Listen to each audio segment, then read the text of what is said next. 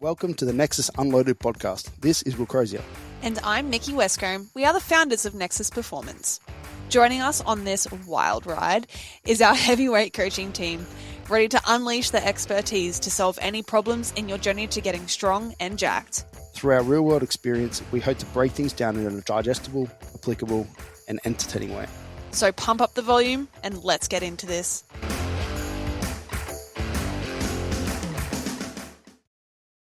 Welcome back to the Nexus Unloaded podcast. Today we are joined by my special guest, Ben Cant, who is my nutrition coach, been helping me out with nutrition, but within the industry is I would say a leader within Australia in, well, actually, you fair few little like ponds that you've dipped your hand into for sure. Let's get you to kind of tell me, I don't want to put you in a box. I've done that before, and then people are like, I'm not that guy. Like, what are you talking about? I do heaps of other stuff. I'm like, oh, fuck. So give us a rundown of who you think you are.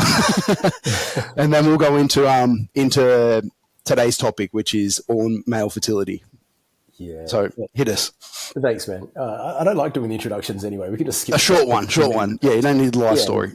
My background's as a biochemist who sort of like veered away from traditional lab work, when I started to get an interest in training, which wasn't until my mid-20s, which is late these days. But, I was sort of like captivated with that and sort of went into specializing in nutrition, and I owned supplement shops for a little while. I've worked with different practitioners sort of in the allied health industry and things like that. And then eventually I sort of got into bodybuilding competing, and that sort of like really got me into sort of more serious athletes, but across the board. So not just bodybuilding, but powerlifters, strongmen, CrossFit, and different athletes like that. But prior to sort of being more fitness orientated, it was definitely working in more of the chronic health and disease space. And it's kind of where my passion is, even though I love athletes and I love, the fitness side of things. It's sort of like now that I've retired officially and, just focusing full time in the online space in a consultative and coaching manner. A lot of the clients that I work with are those that just, tend to have, whether it's something going on or it's a lot of blood work and analysis and things like that. And it's very enjoyable, wide array of clients. There's a few niches in there, I suppose, like fertility is one of them for both men and women, but I deal with a lot of autoimmune conditions and different gut conditions and things like that. Steroid talk and that type of thing as well. And that's why we're here. And that's why, I sought out your expertise because you just mentioned a bunch of things there which encapsulate me.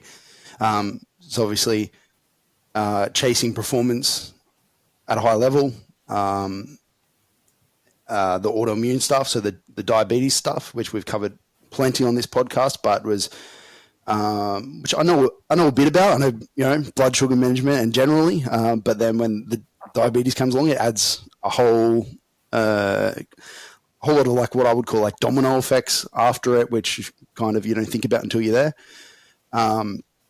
And then the fertility side. So when we first started talking, that was, as well as managing the diabetes and the performance and kind of like working all that together, that was the main topic of discussion for us. That was the first big goal that we wanted to tick off. And that was in June last year that we officially got started.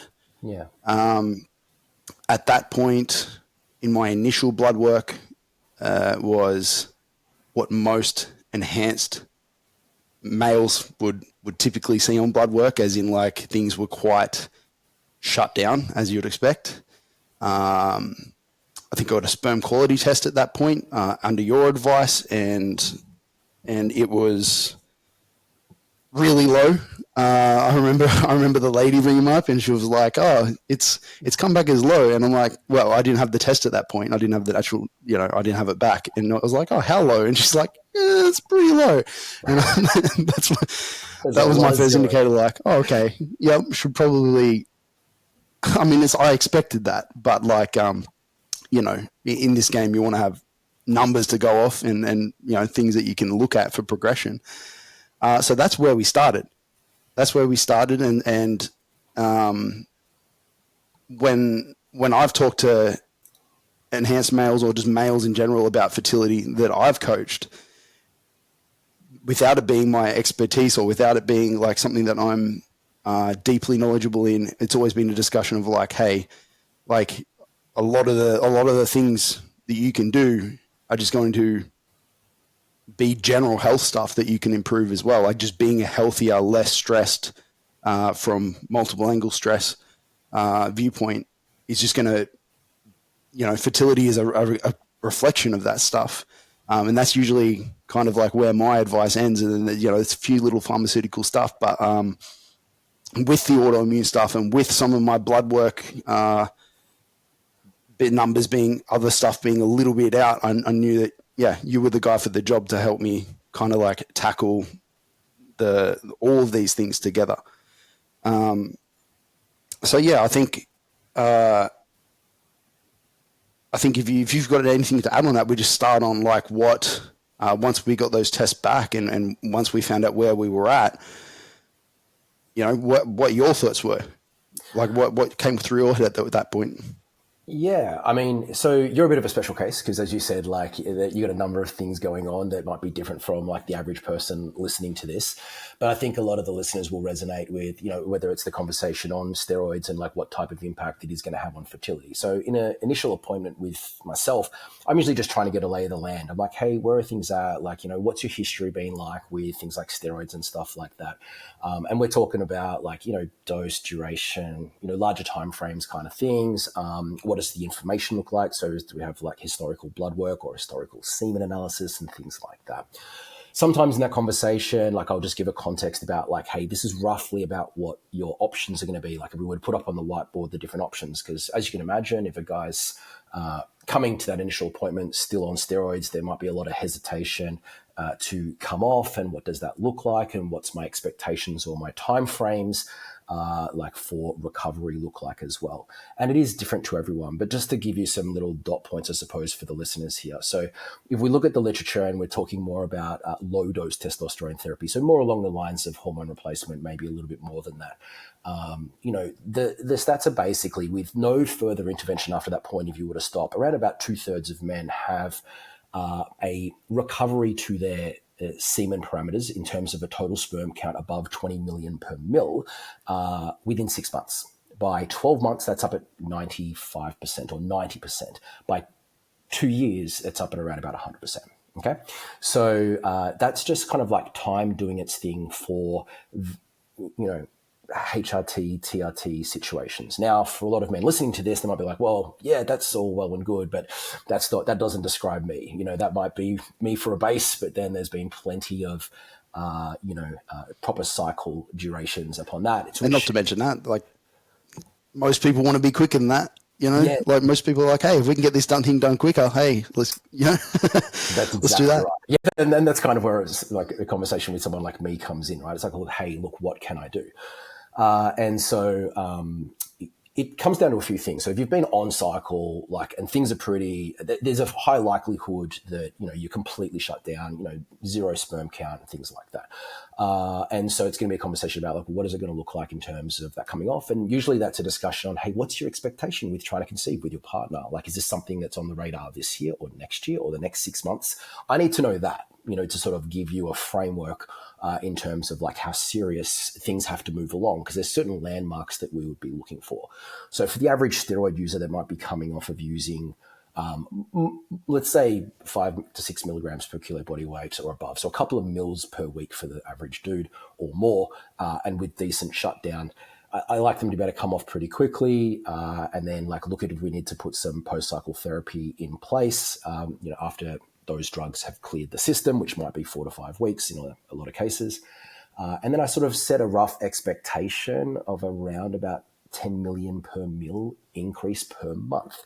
And it's an average, but it's just kind of like a little guiding light that I tend to use based on, working with a lot of guys, and without sort of other additive complexities and things like that. It's generally something that's fairly achievable. So, I might have, by month 2, a guy's up at 20 million per mil, then 30 million per mil, then 40 million per mil, as you would know, with yourself. And I don't know if you've mentioned this on a prior potty, that you've got at-home semen analysis kits that you can use these days, which do make it a lot easier for a lot of men. I can tell you now, before I had access to those things, one of the biggest trip ups for guys getting me information would be just trying to get them to go and drop off a semen analysis at a collection center, because it might be 40 minutes until their closest collection center, and it means like a day off work. And not to mention much more expensive. Like, I think I did 1 or 2 Sutherland Nicolaides tests, which are the standard in medical.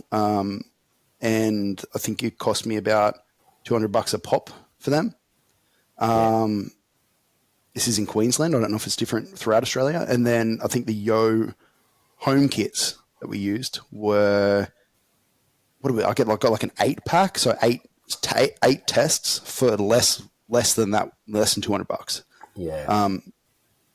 So I guess you could talk about how accurate, and I'm sure there's differences in accuracy, and definitely a lot more information that you get from the Sutherland Nicolaides tests. But Correct. I mean, it's pros and cons, right? So this is the one thing that I'll sort of say to the guys. I'm like, look, if we can get a very comprehensive semen analysis, it's nice, because it'll break it up into the sub-indices or the different characteristics of your sperm health. So you'll get like your total count, concentration, morphology, motility, progressive motility, things like that. Some of these private commercialized at-home options will use proprietary algorithms and things like that to present you information in a more consumer-friendly way for someone who doesn't understand what all those numbers mean anyway, but it doesn't reflect the individual parameters of the semen. So the convenience and price factor are on the pros side, on the con side as well. If you have a poor score, is that poor score being dragged out by one or more of those different parameters, and you don't really have access to that back-end data, which I would love, and as someone who wants to know all the data. But those are the pros and cons of that. But I mean, it's like anything, right? Like you have the comprehensive one to start, and then you might use the easy one in the middle and kind of like look for the trends. It might not be perfect, but it's consistent, and then you're going to see that trend up. And when you get to a point that you think you might be happy with, then you go and get the more comprehensive one again and test there, rather than having to get the comprehensive one every single time, which you said is a right pain in the arse. And I can imagine getting people to do that is even harder. Exactly. And the commercial products usually fit the bill for me in most situations. Just literally this week, I've made one of my guys who's been using that, and long story short, he got COVID on a trip overseas. And I've mentioned this before on my social media podcast, but if you get a decent COVID infection and you have like a fairly large immune response to that, it can absolutely demolish your semen characteristics. And we just got him up to 40 million per mil over 4 months. And I kind of knew what was going to happen, and I told him to retest, and he was under 10 mil after he had COVID, and that was pretty shattering. But it's been a complex case after that point, and it's at a point now where I'm like, listen, I want you to go get an analysis done without the commercialized kit, just so I can sort of see these sub indices here, because I'm trying to come in now and sort of like rescue what we fixed. And I just don't want to waste any more time, because as you can imagine, time adds up in a trying to conceive period, with yourself and your partner and things like that. So yeah, frustration generally across the board, for sure. Well, yeah, to use my case as an example here, I would say you're pretty bang on with the timelines there. Looking at when we started in June to our confirmed pregnancy in September. So, I mean, like, yeah, considering what we like, I would say that the guideline of what you just said was pretty accurate. It didn't get back to 1,000, the best fucking scores that Sutherland Nicolaides or whoever I've ever seen. But it doesn't need to be. It just needs to get, the job done, which I'm guessing is different for everybody. And still like so many more factors considered beyond that one thing, right? So I would say from that, it was obviously quite successful, both in timelines, in how I feel it was like, like there was I just feel like we did a pretty good job, I would say. So let's talk about like the interventions that got us there a little bit. So as soon as you mention this to any enhanced guy, the first thing in their mind that I get from people, and I'm sure you get from people, is straight away like, what drugs can I take? Or, what drugs can I take to counter my drugs? Which is fair, but it's not the whole picture. But that's what I get. And then conversations around HCG, HMG, and the blood test numbers that correlate with those come up. But yeah, what's your holistic approach to it? Like, what interventions are you straight away going for? And we can talk about exactly what I did as well. Yeah. Yeah, and like, to give drugs their credit, right? Like, this is what I sort of say. Oh, they work. Yeah, and the numbers are good, So when I sort of say, like, I've got some evidence tables where I've sort of collated sort of just some notes to sort of show people when we're talking about, hey, like, what supplemental interventions have been shown to be useful, and what kind of improvements have you seen in different characteristics of sperm health. Now, they're kind of cherry picked in a way, because a lot of these studies, when they look at studies of studies, unfortunately, like a lot of areas, you have a lot of what's called heterogeneity in the research, meaning they do a lot of studies that don't necessarily match up as an easy comparison to other ones, and it doesn't form very strong evidence if you can't do that. So a lot of the time the authors will say, hey, like, it's low-grade evidence because, yes, whilst you got this study here with CoQ10 did this, but this study did this, but they used two totally different concentrations, durations, study populations, and, the outcomes that we're looking for. So I sort of go through and then I try and make sense of that, giving the heterogeneity or the difference in studies their space. But when you look at it, like, the drugs are kind of standouts, okay? So if you want to look at things like HCG or HMG or letrozole or Nolvadex or Clomid or something like that, some of their statistically significant improvements to whether it's concentration or motility and morphology, they're off the charts. They're quite high in infertile populations, because that's where most of this like fertility research is done, is on men with, whether it's an idiopathic infertility, so basically they're infertile, but the doctors are sort of saying, look, we don't really know why, but like, your parameters are low and you've struggled to get your partner pregnant for 12 months, so you kind of fit the bill, and then they'll go and use these people as subjects for studies. So the drugs are good. They are like a top tier thing, because they get those results without any holistic approach. Yeah, I'm not telling anybody to just go out and take a full hippy-dippy way at it and go to your organic shop and only take that stuff and avoid the drugs. Yeah. But so this is without them doing anything healthy whatsoever. Well, it's left up to their own, like, some guys might be on a little bit of a health kick and others aren't. It's not like the researchers are giving them any direction whatsoever on how to eat well or exercise or anything like that. And then you've got the supplements, and there's like lots of supplemental interventions that I think there's some really key candidates that might be more useful for certain situations or certain individuals than others as well. And then underpinning that is that holistic kind of approach, like, hey, what's the non-supplements, non-drugs? What is the stuff that's important to be taken care of? And so when it comes to sort of like my more generalized advice with that, I sort of say, look, you obviously want to maintain like a healthy level of fitness, and body weight is really important as well. Body fatness is very important. Heat, the testicles are very sensitive to heat. And so like a lot of the men that I work with might have, like myself these days, it's a very sedentary job. We spend a lot of time seated. And if you're fully clothed and seated, you get a lot of heat down in the groin area. And that can actually play part of a role in, affecting testicle function and sperm characteristics as well. So heat's important. So some of the general guidelines would be, it's not the time to be doing saunas, you know what I mean, when you're looking at trying to increase your fertility. It is the time to be considering your type of underwear and your job as such. Like if it's a real sedentary thing, maybe it's good to get up and take a walk. Even just simple like moving through walking, people might underestimate the impact that has on like a breeze getting through the legs, between the legs and the testicles, and actually promoting the dropping of temperature of the testicles themselves. I don't think we talked about that, but maybe we just didn't need to. Yeah, look, I probably put it in my initial document. Like there's a little bit of a cut paste thing that sort of sits in my fertility section, I suppose, when I start a client up. Didn't read it, obviously, Will. But yeah. That sort of lends itself a little bit to like the inquiries that'll sort of say, oh, hey, what do you think about chilling the testicles or cooling the testicles or like cold showers? And I'm like, look, they can absolutely have their place.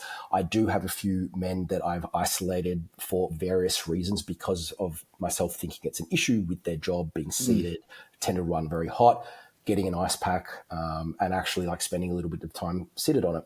It is a more, not extreme, but it is more of a, fringe. It's a fringy thing, right? Yeah, but yeah. it's sort of like people ask me this question, so I'm like, occasionally I have incorporated that. More so, I'm just trying to make men aware of don't go taking saunas right now. Don't do the opposite. Yeah, Don't do the opposite for me, please, and things like that. So that's important. I think something that I've been talking about for a while and is becoming less controversial, I suppose, is just the impact of these endocrine disrupting chemicals on our health, including our sperm health. So our sperm are very sensitive to something called oxidative stress, which you can basically think as wear and tear at a microscopic level. And it's sort of like where, sparks come off, I suppose you could sort of think about it in that way, and damage components of the cell and its structure as such. And it puts, not only does it destroy various components, which can affect its function, but it can then create a lot of inflammatory processes and demand on our resources as far as antioxidants goes. And antioxidants, if you to Google or, to chat GPT, hey, what are some good supplements or nutrients for me to look at for fertility? You're going to see a lot of the things that come up are antioxidant based. And those antioxidants basically prevent this oxidative damage. They can kind of stop the chain of events, if you like, that can, act as our defense in our body. And these things are things like glutathione, vitamin E, vitamin C, zinc is involved, catalase, and these different enzymes. They're all very, very important. And thus you'll see them come up in the literature and come up when you go looking for what type of support makes sense from a semen health perspective. And if you go to a fertility clinic or an IVF clinic or something like that, and they're looking at the semen health, that's literally the protocols that they will put into place in that side of that industry as well. Yeah. And the confusing part is that, like, if you, I don't know, went on iHerb and looked up, I want to buy some antioxidants, you're going to be hit with a gigantic list, all of which I'm sure do something good. But obviously you don't want to be telling somebody, hey, take 100 pills a day. And I'm guessing for you that comes back to all the factors about a person, but, looking at their blood work and then looking at just any problems that they've had, and then going like, out of all the ones in the world that we could take that might have a potential benefit, maybe here's 5 to 10 options that are going to be more key players. So that's exactly right. And so if I can mention something that might kind of give the listeners a bit of context for that. So when you look at, say, the improvement to sperm health for things like zinc or selenium, okay, you'll see, again, heterogeneous results, meaning some studies show benefits, some studies don't, different populations, different interventions, yada, yada, yada. However, there is a general theme that becomes apparent when you look within the data, and that is if they happen to test the initial status of the said individuals, guess who you think benefits more from a zinc supplement? The guy who already has great levels of zinc or the guy who has deficient levels of zinc? The guys that have deficient levels of zinc get a better increment or improvement in their sperm characteristics than the guys are already topped up. And that's definitely I was going to say, that's definitely the quote that they're going to put on the side of the bottle or in their marketing for sure. Like, they're not going to talk about the guy who already had zinc levels that didn't get such a great effect. Yeah. So that's why the marketing behind this can get confusing for sure.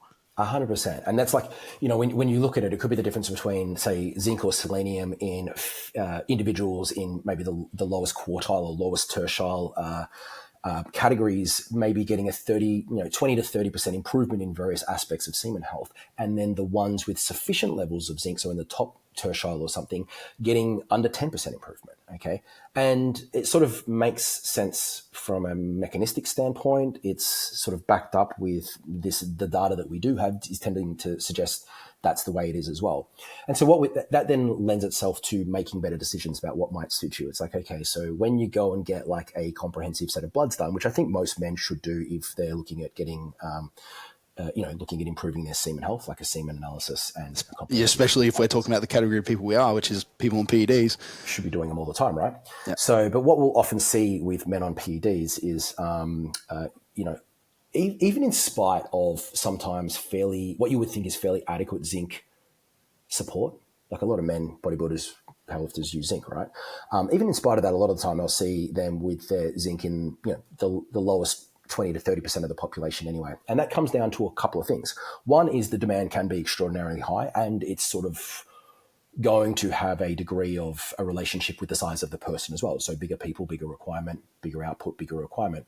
But there could also be a disparity between intake and status. And that comes down to the old cliche, you're not what you would eat, you're what you absorb. And so my job is to kind of like take those two elements and then think about that. I'm like, okay, so Will was taking 50 milligrams of zinc per day. He weighs 105 kilos. This is it. His zinc's sitting at 14. 3 months later, it's still sitting at 14. Do I think that this is a demand issue, or do I think Will's got problems absorbing his zinc? And so that I've got to make a decision, taking those things into account, and then make, go from that. So,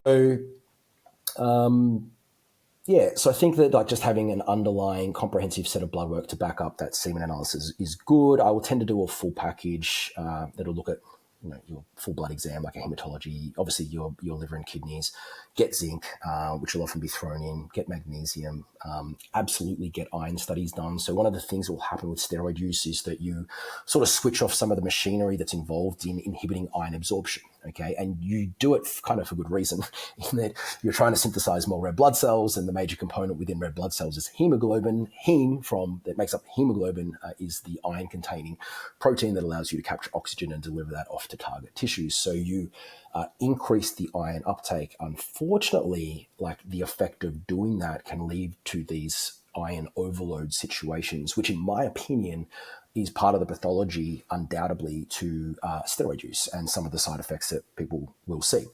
And that iron can cause a lot of oxidative stress. So going back to what we said before, and we see this in more studied populations like hemochromatosis or thalassemia and things like that, and that they have a relationship with poor fertility, poor semen characteristics, and so on and so forth. But I see the same thing with steroid users as well. And so that's one of the things I'll look at if a guy has a ferritin and it's well over 100. And in Australia, just to give you an example with the reference ranges here, the laboratory reference ranges are more of an average of the people going to get them done, not necessarily giving you an indication of where within that range might be the most useful for your particular goals. And so 100 actually would sit quite low in that total reference range, for me, but I often deal with guys with ferritin in, 300, 400, 500, 700.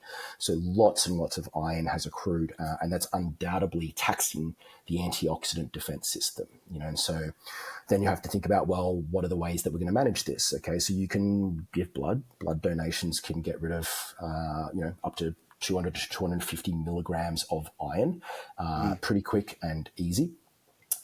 You can use like dietary methods, so high polyphenols in the diet can help with that. I think quercetin, which I generally advocate for as a supplement, and green tea, either as a supplement or like a matcha green tea, like a powdered tea, very good polyphenols that can also help with iron management.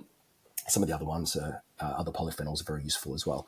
But I think when it comes to that side of the situation, a lot of the time, if you went to a more conventional doctor or even dietitian, sometimes they might look at your protein and go, no more red meat. I don't like that as an approach, because I think people they weight red meat too much with the iron. So you might have a couple of milligrams of iron in a 100-gram steak, but guess how much iron you get in 100 milligrams of rice, what are they called? Like a cereal, like, Cocoa Bombs or Cocoa Pops or Rice Bubbles or something like that. You get about 8 milligrams. Okay, so you get about 4 times as much iron, like a synthetic iron that's added to Rice Bubbles, than you would in the same equivalent weight of a steak. Okay. And so for me, like a lot of the fitness industry and general population are actually unknowingly consuming way like supplemental levels of iron through things like fortified flours and what those things are used in, such as pastas, breads, cereals, and things like that. So it is so weird that the first advice is to get rid of protein, which most people are deficient in. It's yeah, and I mean, interesting way to go. I know. It's see you later to your B12 and, these other nutrients as well from the red meat. So it is not my favorite piece of advice. I don't think it stands up very well at all when you actually have an awareness of where the majority of most people's iron can tend to come in these fitness diets and higher calorie diets, right? But nonetheless, like, it definitely deserves attention, in my opinion, for the conversation for fertility and semen health, both in terms of having an awareness of intake of iron and the various strategies you can put into place to mitigate. Which we did. So my initial blood work, comprehensive blood work, when we started, came back with iron on the higher side. But it was relatively quickly knocked on the head through... You, my friend, had a saturation over 90%. I remember it was pretty ridiculous. 44% now, but... and, well, 44% as of last time, which I'm sure is better now. Yeah, that's true. Again. Yeah. But, as I said earlier, like, very oversimplified, but, like, health and oxidative stress, like you've said, just kind of like lowering that and just being quote unquote healthier, as such as a like ridiculously broad thing as that is, plays right into fertility. So just getting your blood work, getting comprehensive blood work, and then looking at holes and looking at things to improve through supplementation, through diet, through training is, fertility is probably not the thing that a lot of people are thinking about when they do that, but like it's linked, it's right in there for sure. Let's be real. The fitness industry is flooded with coaching programs, all using the same buzzwords: comprehensive, tailored, individualized, super confusing. What does that actually mean for you? At Nexus Performance, we cut through the shit. We take the time to actually understand your struggles, what drives you, what's holding you back, and then we coach you through it. With our online strength coaching, you're not getting a templated program. Your training program is built around you. You're also going to be getting one-on-one consult calls, Loom video feedback, direct messaging for coaching cues and questions, so you know exactly what to do and how to do it. If that sounds like the support that you've been looking for, let's make it happen. Visit our website today for weekly or monthly programming support. So if we look at, do you have my profile up on there with you? I've got it. Yes. So like if we want to just quickly, because we have a few other things to talk about, just quickly run through like the supplement list that I did, because I know people are going to ask. Because I know that probably not all of them. There are some of them are unique, but like there are, I'm sure, a handful of them are quite going to be useful to people in that situation for sure. Yeah. So I think even like right as we did your initial appointment, I can't remember if it actually started with some of the HCG and HMG. That was kind of like our initial starting point as far as the post-cycle therapy goes. But we obviously added in some supplements straight away. A few of them are actually not so much the fertility angle. There's some of the other things that came up in the bloods and your type 1 and things like that. So exactly, yeah. Vitamin B1, for instance, that was in there for the type 1 diabetes. I use that with all my diabetics. So diabetics excrete B1 like multiple times faster than the average person. And obviously B1 is particularly important for the mitochondrial processes that utilize carbohydrates for energy. So next on the list we used was the quercetin. So I use a phytosomal version of quercetin for you. I think we used about 500 to 750. Oh no, it looks like it's up to like a gram at the start, I think. Milligrams, yeah, which is very common. Did I make you do the green tea, like a matcha green tea as well? No, didn't. I remember. I do remember that being on the document, but it was like, okay, we'll start with this stuff first, and then add to the list if we need to add to the list. Yeah, because what I like to do is like show people supplemental and nutrition routes. You know what I mean? Because some people are more, they're more drawn to one or the other. There might be a budgetary thing to consider in there as well. And so I'd like to give people as many considerations as they can. So, but the quercetin we put in there, the CoQ10 we obviously put in there because CoQ10 is very good for most elements of semen health. It's a very potent antioxidant.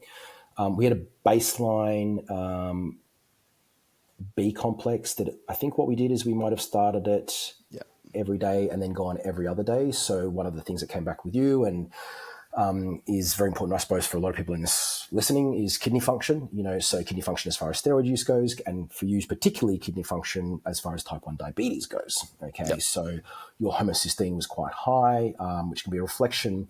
It's part of the methionine pathway, which is something where we produce a particular molecule called semen, and that goes off and does our methylation reactions. People may or may not have heard of that, but they're pretty ubiquitous in their roles of the body, whether it's got to do with creating creatine and phospholipids for the membranes of our cells, through to switching genes on and off, creating melatonin, detoxifying estrogen and other things as well. So it's fairly ubiquitous. When you have an elevated homocysteine, that pathway is jammed up, which means you're not getting adequate homocysteine, and there's a bit of a pipeline down to take it out of that pathway to produce glutathione. Okay, so in a situation like yourself, what someone like me does is say, okay, methylation ain't doing too good, glutathione production ain't doing too good. Glutathione production is a main intracellular antioxidant. That is critical for kidney health and sperm health like that as well. Okay, so that making sure the system works better is very important.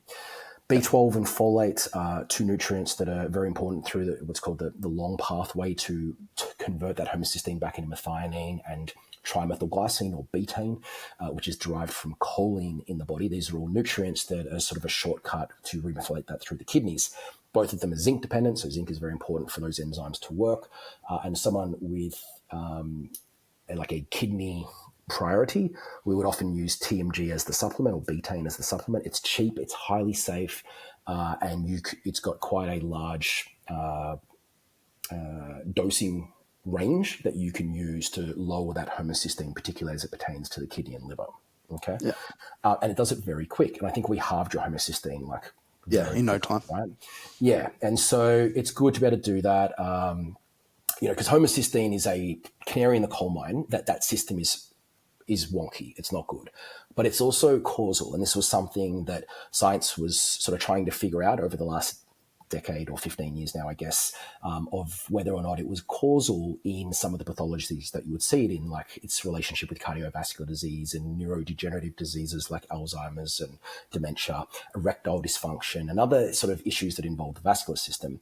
And the reason is because we don't express some of the enzymes that are involved in eliminating that homocysteine out of the vascular system, and it's corrosive. So it's like that oxidative stress. Okay, it's like the iron that we talked about before. And so it depletes us of our antioxidants, and it can mess up our vascular functioning, which can predispose us towards all of the things that I previously mentioned. Okay, so it's really important to get on top of.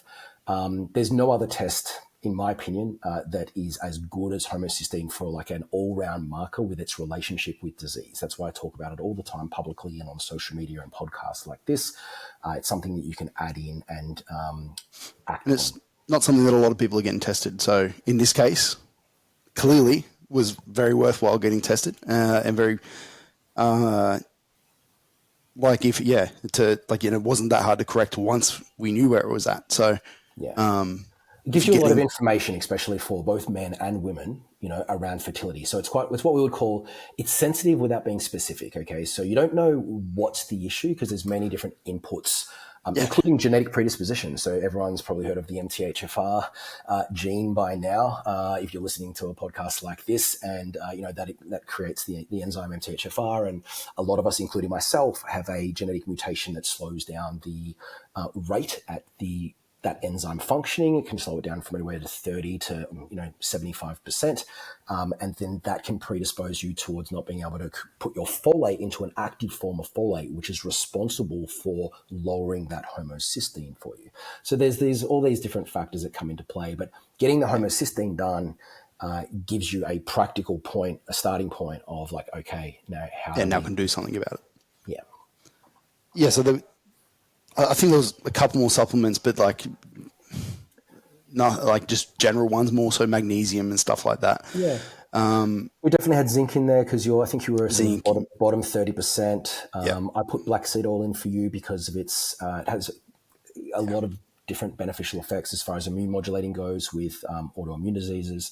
It has beneficial effects on sperm health with different characteristics of improvements. And it is also one of the better things for blood sugar management, liver health, and kidney function as well. So black seed oil is a really, well-rounded herb. That Yeah, could be like a used. lot of these supplements that you said, like if you can't tell by now, a lot of these are doing multiple jobs, and so were the better starting spots before like going all full kitchen sink on this stuff. And thankfully, we didn't have to go like a whole lot further than that. In fact, I think we started pulling things back at a certain point. So Yeah, because that's the thing about sort of doing blood work and sort of putting into place your interventions is the way I tend to explain it is this. Like, look, you have a starting point. In a lot of the cases, let's say it's nutrients, for instance, you might have some repletion to do. So if you've got to replete a low zinc status or replete a low magnesium status, that's going to take a amount of that nutrient far beyond a recommended daily intake. So you can't just look at MyFitnessPal or an app or whatever it is and go, oh, I'm hitting 420 milligrams of magnesium a day. That's enough. It's like, well, it's not enough if you are absolutely deficient in it, because that's not what a recommended daily intake is ever supposed to represent. You've got to dig yourself out of that hole of deficiency, and that can really put an individual up to anywhere between 6 to 10 milligrams per kilo body weight of magnesium, potentially higher. I've had to take clients higher than that to really... mine's really high. To replete that magnesium status. And then once you get there, that's where you go, okay, we've done the job. It's replete. This is great. What is the maintenance of that? And so then you come to some kind of dosing protocol if needed. Or some things you might be able to say, hey, the diet's doing the job now to meet the demand that we impose upon it. So there's no supplement. In other situations, especially with athletes with high outputs and sometimes maybe the calories going on the lower side for that output for body composition benefits, you run into a certain amount of a supplement that might be useful to maintain that status for that demand. Yeah. The outside of the supplements, I'm pretty sure like you said, there was HCG and HMG. I did a couple of rounds of that. The dosages were very, very standard, nothing crazy, anything you can find on Google pretty much. So we don't need to go heavy into that, but definitely ran HCG and HMG peptides for a while. And like, cause it was kind of one of those things where it's like, okay, let's just keep doing it until things happen. And then we just tracked the Yo kit, the results on that home test kit until they were up to a sufficient level. Before, like I said, going and getting the Sutherland Nicolaides test, confirming everything is like showing what this is like shown, they improved. And then it's just, I guess, a game of waiting and keeping it on trying to do all you can. And like I said, it was successful in September, conceived. We did look into IVF treatments, options, booked in with fertility specialists and everything just to cover all of our bases, just in case it didn't work. But thankfully, it all worked. Mickey's 27, 28 weeks pregnant now, so well and truly on the way. And one other thing to note here is that just from like my own journey's perspective as well, is that like just in case we have to go down this road again or want to go down this road again in the future, we also, as suggested by yourself, went and got sperm frozen in January just so we don't have to like worry about it this much. Like hopefully we can just go, if we decide to tank it a little bit again, we can and not have to stress too much on it. And then for me, now our work together is more performance based. Now it's like, okay, cool. Like let's get back to it and get back on the road, and it's a lot more fun, I guess. Yeah. And because that's like how your journey is, how a lot of the clients' journeys that I work with goes as well. Yeah. And so it's like, hey, I want to come off. I don't want to stay off forever. But this is the job that I want to get done and sort of go from there. Now, sometimes like I'll work with a guy and they will genuinely stay off after that point. Like I've got several clients that have like, you know what, like just there's been a reframing of things and everything like that. And the path is changed, they're moving forwards. But probably more commonly is like, hey, what would it look like about me getting on? And usually that conversation goes along the lines of, well, in the first sort of 3 months of conceiving, there's, some tests that get done and some sort of like information that you're getting back. And most men would probably choose to stay off for around about a little riskier afterwards. Yeah, just to kind of like sort of see how that all lands with trimester 1. and at that point go back on. If it's like and this might be one of the questions that one of your Instagram asked, sorry, but some men will say, look, should I run HCG through my anabolics use this time around? Should I try and keep it now that I've got it? Yes. And if you look at the literature on that, it's mainly for men that are running low dose. Okay. So the moment you start going back up over a couple of mil of gear per week, the likelihood of you keeping your sperm health fairly healthy diminishes quite rapidly, even in the case of you using HCG. But and even if you could, is it worth it in terms of? I don't know about you, but like I haven't actually met anyone that hasn't been able to regain it in a decent amount of time, that has put in the work, that has actually, Yeah, I've got some hard cases, man. Yeah, okay. Yeah, I'm sure a couple of them might listen to this very podcast. Yeah. And so this is probably a good conversation, though, because not everything's easy. Like yours was very textbook, which was great, considering you have a few health considerations, to take into the picture here. You're a great athlete, big history, you know what I mean? All of these things combined, and you had a very textbook kind of improvement to your health across the board. We got your comprehensive health check done all in this, the fertility, falling pregnant, and so on. That is very common and it's great, but it's not always the case. There are exceptions to the rule. There are men that, in spite of putting into place a lot of strategies, will struggle far beyond that, and so... Do you think do you think you can put that down to, there's no absolutes in this game, but would you say that those men were fertile and had all the right things in place before PEDs, and then PEDs were the factor that stopped them and they aren't able to get it back? Or would you say that they had fertility issues before it that maybe they didn't know about, and then the PEDs just added to that? That's a really good question. I don't have a great answer for that, but if you look at what we do, if you look at what we do know, one of the risk factors for poor return to what they would define as good enough sperm health after testosterone use, having better sperm health prior works in your favor. Having poorer sperm health before you start using testosterone is a risk factor, in that coming back online. So yes, but you don't always have that information. That's the thing about working with clients. I was about to say, nobody does. No one has that info. So especially how young people are starting these days. I highly doubt like a lot of these kids are out there going like, oh, I'm thinking about jumping on, but I might go get all my tests done. No way.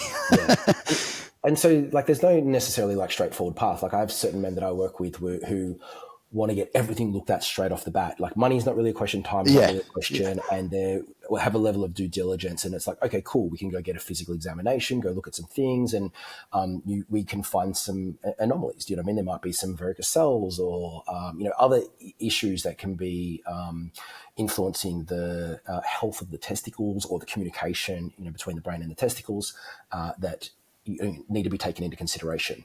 Most men don't fall into that category. What usually happens is you go about business doing things in like the 80-20 rule, where 80% of the time things fairly much fall into place within a certain time frame, within the projections, and everyone's happy. But if we start not meeting some of those landmarks on time, that's when usually there's a conversation that happens about, hey, do you want to go have a look at this? Like, let's make sure that we don't want to leave this stone unturned, and go get some follow-ups or some checkups done. And that's usually what happens. I'm just checking through all the questions that we got, and we've actually did what I expected us to do and cover a lot of them off things like talking about HCG and if it's useful. Clearly it is. People just talking about, is it possible to come back and get fertile after prolonged PED use? Clearly it is. We talked about health supplements and hormonal support and timelines and everything like that. Let's just, in a very general sense, like going back to that, a lot of people don't get tests done before it and everything. Like if you were to have the chance to talk to these people about, hey, if you want to get, at some point in your life, you're going to maybe want kids and stuff, and they're about to jump on PEDs, and let's say they're going to push it. They want to be world champions or whatever it is. Are there any words of advice or considerations other than just, get blood tests and make sure that you're staying relatively healthy on? Like, is there any warnings or anything that you could give? Yeah, I feel like it's a Other than conversation. just maybe know what you're getting yourself into is probably a good one. Yeah, and I think in that situation, like I'm in my mid-40s, and often I'm having a conversation potentially with someone in their mid to late 20s. If they're not a complete gronk, and kind of say, "Hey, I reached out to you because I sort of had a bit of a listen and and sort of get the impression that you're a guy who would be sort of like show me how I might do this best to try and mitigate some of these things." You know what I mean? Rather than just kind of like push and like head in the sand, not look at what happens until we can deal with the aftermath of it later. Yeah. And so just kind of getting yourself into, I don't know if you remember what you were like at that age, but it's like I didn't have a lot of value on certain things like I did now, even though I was... It was more of a like, she'll be right attitude. It'll be like, I'll deal with that. Not that I was the most risky guy, but I wasn't the most risk-averse guy either in my mid to late 20s. But I just think that like I like to give guys the lay of the land, the choices they have, and show them that like by tracking and measuring things, getting blood work done, having a look at their semen analysis. The thing is, we live in a time which, like, if you go back 10 or 15 years, so much of this stuff was so much harder. You just couldn't as easily get a lot of these commercialized tests of access to people or anything like that. So you live in a time now where it's so easy to get so many things, especially in a country like this, right? It's not as easy in different countries to get like the level of testing that we want done. And you just got to, pay for it yourself in a lot of situations. But the price that we pay here in Australia is actually fairly decent if you look at other regions, around the world. So I would just sort of encourage that without leaving someone with any kind of health neuroticism, because we're entering into a phase. It is. You can see this over the last 5 years, but I get a lot of people that are so worried when they sort of inquire with me going, I'm listening to so-and-so talk about genetic defects and you can tell me the day I'm going to die and, this and that. And I was just like, oh man, that's one way to sell yourself. There's services, but I don't want someone saying, like, their well-being is totally dictated by the numbers on the page. It's sort of like a combination of that. It's like men like natural guys trying to elevate their testosterone as high as possible. The Brian Johnson crews, the anti-aging guys that want to be like vampires and never die. And I'm just like, listen, I can show you what I think's relevant. Like I was talking to one of my clients this morning that literally is probably inspired a little bit by guys like Brian Johnson, and constantly puts on the table, hey, what about this supplement? What about this supplement? What about this supplement? What about this supplement? And I'm like, listen, stop asking me what do I think about these supplements, because all you're really doing is like asking for like the features and benefits. And I go, I could talk about the features and benefits of like all of these things, but it's like I said, it all works. Like, the point of diminishing returns from 10 supplements, like if you go 5 supplements has done this, right? The next 5 has done this. The next 5 has done this, you know what I mean? And so you've hit this point of diminishing returns in terms of the effect. And if you are made of money and you love this stuff, then sure, you're going to be somewhere up there because you literally those little 0.5%ers matter a lot to you. But a lot of people don't like that. And I had to manage his expectations on that this morning in our check-in, because he was like, I goes, yeah, you're right. Sometimes with too many supplements, sometimes I feel better when I take less. Do you think that there's like your health can go backwards by taking too many of these supplements? And I said, well, technically that's possible, but not in the realms of like how you and I are working together. But I think this is a case of perception, because you have a higher expectation between using 5 supplements and 40 supplements of like what you're going to feel and how you're going to be from that. And it's probably not going to live up to your expectation, which probably creates when you compare that to going, I'm just going to take a break from my subs and just take my core 5. And you go, I feel amazing, right? And it's probably that disparity between perception that's actually kind of making you second guess the usefulness of some of those things. I think it's just we all only have so much brain space as well. Like if we look at all these health and performance, usually linked factors that are going to make us better, like the supplement side is one side of it, and then the nutrition side one side of it, and then training hard and having a decent plan is one side of it, and then mental health. I don't know. I'm sure you could go in so many different directions with it, but if all of your eggs are in this one basket, like often those sort of people that you're talking about, your guys probably a little bit different. But I know most of the guys that I know that are so worried about taking every supplement under the sun often are missing out on some huge chunks of like healthy lifestyle fundamentals. Like they just don't train at all, or their training is incredibly poor, or you know what I mean? And it's just like, well, if you didn't do that and maybe spend it on a coach or a trainer or something to maybe push you a little bit harder, maybe that's a better outcome. But anyway, it's difficult. It's like the conversation on testosterone, right? So like so many of the guys I work with, the natural guys who are trying to optimize their testosterone levels. It's a thing at the moment. I get so many men who I work with like this. And so it always comes down to supplements. Right? Nearly always. It's always about the supplements. Like I've heard this percentage, increase from this, and I've tried this and I've tried that. And I'll sort of say, I'm going to just give you some perspective on some different factors other than supplements here. Okay. So we can talk about like a relationship, marital, parental status for starters. Okay. So generally speaking, in men that aren't in relationships are going to have higher testosterone levels than men that are in relationships, long-term relationships. Men that are fathers are going to have lower testosterone on average than both of those two previous groups. Men that are fathers of younger children are going to have, like babies and things, are going to have lower testosterone levels than all three groups before them. Okay. And because there is a hormonal change that tends to occur that's probably more conducive from an evolutionary socio-behavioral perspective to keep you in line in a relationship and stop you from walking away from that relationship when the next hottest thing like walks by you. And so some of those hormonal changes to do with other hormones like prolactin and things like that are involved in pair bonding. Okay. So whether that's, bonding in the relationship or, with your kids and being more attentive to their requirements, as, young children.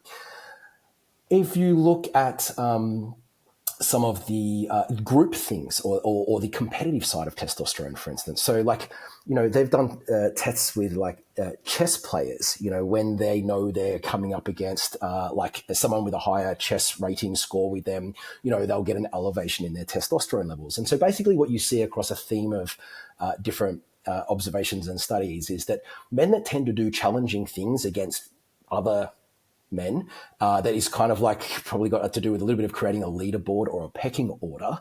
If you tend to be a bit of a winner, you tend to get your elevations in testosterone levels and vice versa. And this is also replicated in animal models as well. So when they get like different fish or chickens to fight, roosters to fight and things like this, you basically see those type of situations as well. If you look at sporting teams, so your footy team, if your footy team is winning all season long, you're likely to have higher testosterone levels on average as a group of supporters of that team than the guys that are getting the wooden spoon. Okay. So literally if you're barracking for the wooden spoon is year after year after year, you're not doing your testosterone levels any favors. Okay? Yeah. And so I'm like, look, we live in a time where probably a lot of men aren't doing the most like traditionally masculine of things, may not be challenging themselves in much outside of training, and I'm just like, you just got to take those things into consideration, is that like you probably in some degree need to deserve to have higher testosterone levels, and that comes through like some of these behaviors, and as you think about it from the big picture, not just looking at your 8 weeks of a particular herbal supplement. Because I imagine that the argument to this, like a lot of things anyway, is like a chicken and egg scenario. It's like, are we the counter argument, I imagine, unless I'm wrong, it would be the higher testosterone guys would be those guys, because of that, instead of, you know what I mean? Exactly. Yeah, and that is where it can get confusing. It is, and it still is. Like I love exactly where your head's at. Is it the guy that has high testosterone that's naturally inclined to being more riskier and challenging, to those type of situations? Undoubtedly, it is. But in my opinion, like there is info out there that's probably suggestive as well that if you're not that guy, you can kind of like create a version of that guy, and it's probably more conducive towards you becoming, that person.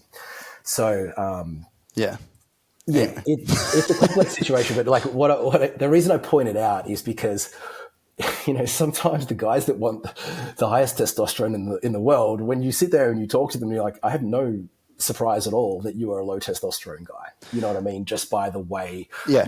that this is going. Of the guys that aren't using exogenous testosterone, the blood tests that I've seen from the guys with the highest testosterone that are natural have been, obviously the guys that I deal with, like the guys that are obviously, and again, chicken and egg scenario at the top of, smashing their training, winning comps, doing things. And it's, again, like, is it a two-way street? Who knows? No. And that's a good point though, because you will get those athletes that are like literally in like the top in the world type athletes as well that are natural, that their testosterone will always be in the slumps. You know what I mean? And they go, what's the deal with that? And I'm like, look, when you look at that type of athlete with their training demands and things like that, like that's probably more of a proxy of that influence, And so if that said athlete had 4 weeks off completely, you know what I mean? And then you retested those testosterone levels, you'd probably get a bit more of an accurate reflection without the,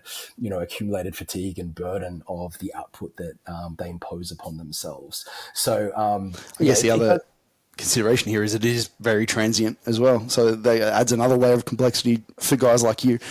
But anyway, I think we've covered everything. There's general outline for men that are on PEDs wanting to pursue fertility and go down that road. I think we've covered that. I think we've covered lots of things to think about on a lifestyle standpoint, supplemental standpoint, medical interventions, nutritional interventions as well. Just not that we covered that in depth, but eating healthy and generally being leaner and things like you mentioned. Obviously, just encapsulating the whole picture of this thing. And to make it even more complex, they all affect each other and all have, dominoes that fall both ways as well. So it can look like quite complicated, but that's why my advice before sending them on to people like you when they want to go a bit further is just like, hey, just focus on being healthy and just focus on being leaner and bigger and training well and eating right and supplementing your missing factors in your blood work and all that before you go straight to the meds, although they're important as well. Yeah, that's exactly right. And a lot of the time it sort of comes down to what we sort of said at the start is that people often, well, in my experience, men probably more so than women tend to have something like fertility on the radar well in advance of a male and want to take steps in the right direction. So, when I consult a woman who wants to trying to conceive on the menu, like it's often I've got like a great lead time for that. You know what I mean? Which is great. I'm like, amazing. Okay, cool. Here's some issues that we can see. We got the time. Men just kind of tend to leave it to a later time frame. And so then there's a time crunch. And then when there's a time crunch, it's like, okay, cool. I understand the whole holistic sense. I understand all the foundational things, but like, can we make this quicker? Yeah, kitchen sink it. Yeah, absolutely. Can we kitchen sink it to a degree? And then that's when it sort of comes down to context for the person. So the only other thing actually on that I want to put there is just a lot of this stuff that you have mentioned, both the supplement side, the testing side, the med side, all of it, the coaching, there's a lot of cost involved. But I feel like, most people who are just like want to get fertile now, that person that you just mentioned, they probably don't care too much, but because they'll pay anything for it. But if you're starting off and you know that fertility is going to be something that you are going to be concerned about at some point, maybe rather than spending all of your money on, the last drop of testosterone that you can afford, maybe put a little bit of money aside for all this stuff, because there will be a point. And it's not only health, it's to get the most out of it as well, is usually the advice I give. So like, be willing to spend that extra money, because I know I was probably guilty of not doing it as much, whereas I wish I did at some point. Yeah, it's so true. And it's like the stuff that works, all the foundational things that you and I have sort of said is the conversation that needs to be done first. It's the cheaper stuff, but it takes the more time, and it's the stuff you've got to be diligent at, so consistent with, okay? And so, like, it's not sexy, it doesn't sell, and it often gets overlooked until there's the time crunch, and then people want to come in with the short, like the exotic things, right? And I'm like, it's the same old adage that you hear, if you don't pay attention to your health or pay for your health now, you're going to pay for it later. Okay. And so if you can just, it is definitely not rocket science. Eat as like your underlying principles for eating as far as nutrition goes for optimal male sperm health. I feel like this is where it's not rocket science at all. Okay? Yeah. But do it for a decent amount of time, as a starting point whilst managing some of those other fundamentals. And what you will find is that you have a really strong base, you know what I mean? That you can build from with that fertility. Yeah. What I was going to say there was just, I feel like at the end of every episode, this is the point where we get to, which is like there are a lot of good life lessons in lifting and all this different stuff. And you just mentioned one right there that could apply to so many areas of life. Awesome. Thanks for coming on. I'm sure that I'll get a bunch of questions from this, which maybe we can jump on at a later time if we get enough and discuss through those as well. But if you want to reach out to Ben, we'll link all of your socials and contact details in the podcast episode notes below, or message me and I'll forward you on.